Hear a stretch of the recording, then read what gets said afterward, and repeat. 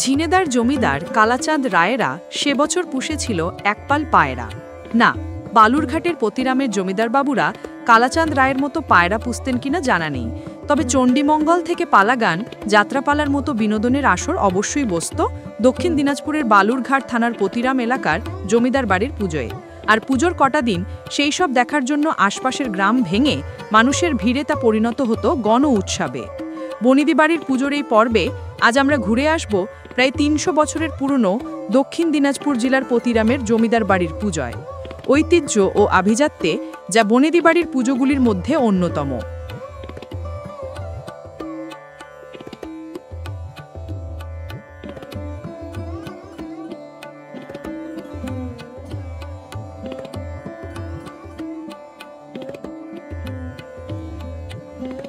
অধুনা বাংলাদেশের দিনাজপুরে ছিল এই ঘোষ পরিবারের জমিদারি।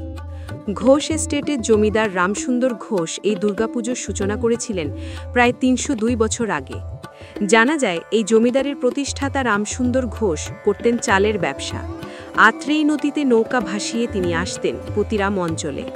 ব্রিটিশ আমলে রামসুন্দর পতিরামে একটি বাড়ি বানান এবং ধীরে ধীরে সেখানকার জমিদারি লাভ করেন। পতিরামের জমিদার বাড়ির দুর্গাপুজো বালুরঘাট পতিরাম অঞ্চল জুড়ে একসময় ছিল একটি বিশেষ এবং ঐতিহ্যবাহী পুজো, যাকে ঘিরে মানুষের আকর্ষণ বা উন্মাদনাও ছিল চোখে পড়ার মতো। ৫ দিনের দুর্গাপুজোয় পতিরাম এলাকায় সে সময় থাকত জমজমাট উৎসবের আমেজ, কারণ বালুরঘাট পতিরাম এই বিস্তীর্ণ এলাকায় পুজো বলতে ছিল এই জমিদার বাড়ির পুজোই। শূন্যে দোনালা বন্দুকের পরপর গুলির শব্দে দেবীবোধনের বার্তা পৌঁছে যেত দূরের গ্রামগুলিতে। পুজোর কটা দিন জমিদার বাড়িতেই থাকত দুবেলা প্রসাদ খাওয়ার ব্যবস্থা। বড় হ্যাজাকের আলোয় ভরা শামিয়ানায় বসে রাতভর কবিগান, মনসামঙ্গল যাত্রায় মেতে থাকত সকলে। সব মিলিয়ে আত্মীয় স্বজন, বন্ধু বান্ধবে গমগম করত এই জমিদার বাড়ির ঠাকুর দালান। আপনাদের এইবার তো পুজোর আয়োজন করছেন? হ্যাঁ, পুজো হচ্ছে। এই পুজোর বৈশিষ্ট্য কি, কিভাবে শুরু হয়েছিল?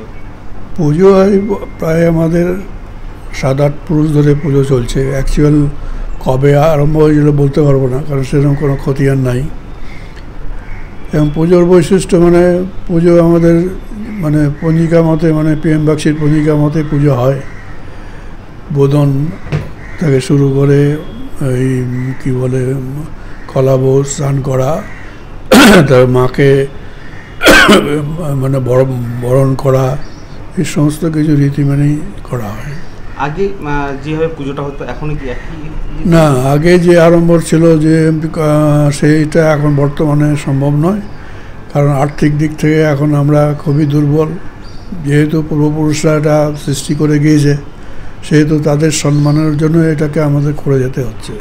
আগে কীভাবে পুজো হতো নিয়ম, আর এখন কিছু বদল হয়েছে? পুজোর নিয়ম মোটামুটি একই আছে, কিন্তু আনুষঙ্গিক যে আনন্দ উৎসব বা খাওয়া দাওয়া যেগুলো চলতো সেগুলো এখন সবই বাদ। জমিদারি অবলুপ্ত হওয়ার পর পতিরামের জমিদার বাড়ির জাঁকজমক আর আগের মতো নেই, উঠে গিয়েছে বলি প্রথাও। শুধুমাত্র নিয়ম মেনে হয় নারায়ণ পুজো, চণ্ডী পুজো এবং দেবী দুর্গার আরাধনা। পুরনো মন্দির সংস্কার করে ৭ পুরুষের ঐতিহ্য ধরে রাখতে এবারেও দুর্গাপুজোর আয়োজন করছেন পরিবারের প্রবীণ সদস্য সাগর ঘোষ। শরীর অশক্ত, আর্থিক ক্ষমতাও কমেছে অনেকটাই, তবে এখনও রীতি মেনে জন্মাষ্টমীর দিন কাঠামো পুজোর মধ্যে দিয়ে সূচনা হয় জমিদার বাড়ির প্রতিমা গড়ার কাজ। পঞ্চমীতে দেবীর বোধনে নারায়ণ পুজোর রীতি এখনও ধরে রেখেছেন সাগরবাবু। ঐতিহ্যের নিদর্শন প্রতীকী নৌকাও পূজিত হয় মণ্ডপে। কর্মসূত্রে এখন বাইরে থাকেন পরিবারের বেশিরভাগ সদস্যই, তাই বৃদ্ধ দম্পতি পথ চেয়ে বসে থাকেন এই 5টি দিনের জন্য। এখন পুজোর 5 দিন উৎসবের চেয়েও বড় হয়ে দাঁড়িয়েছে পারিবারিক সদস্যদের মিলন। সারা বছর কর্মসূত্রে যারা বাইরে থাকেন সকলেই এই সময় বাড়িতে ফেরেন।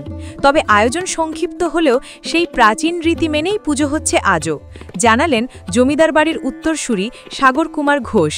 একটা সময় তো এই আপনাদের পুজোকে ঘিরে একটা সেই নানা অনুষ্ঠান হতো। না, তখন তো এখানে পতিরামে এখন যে পরিস্থিতি, এখন তো লোক সংখ্যা বহুগুণ হয়ে গেছে এবং বিশাল এরিয়া হয়ে গেছে। এখন তো এটাকে ঠিক গ্রাম বলা চলে না। কাজেই এখানে এখন শুধুমাত্র আমাদের পুজোটাই তো পুজো নয়, আগে আমাদের একটি মাত্রই পুজো ছিল, যার ফলে গোটা গ্রাম এখানে অংশগ্রহণ করত। এখন পাড়ায় পাড়ায় পুজো হচ্ছে, কাজে সমস্ত ভাগ হয়ে গিয়ে কাজে এখন একটু পুজোটাই অটোমেটিক ছোট হয়ে গেছে।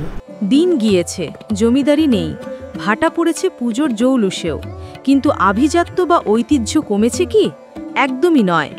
ফেলে আসা সময়ের খতিয়ান লেখা আছে এখানকার দেওয়ালে দেওয়ালে। ব্যুরো রিপোর্ট, মাধ্যম। ত্রিপুরা এক অপরিসীম সৌন্দর্য ও সমৃদ্ধ মিশ্র সংস্কৃতির ভূমি।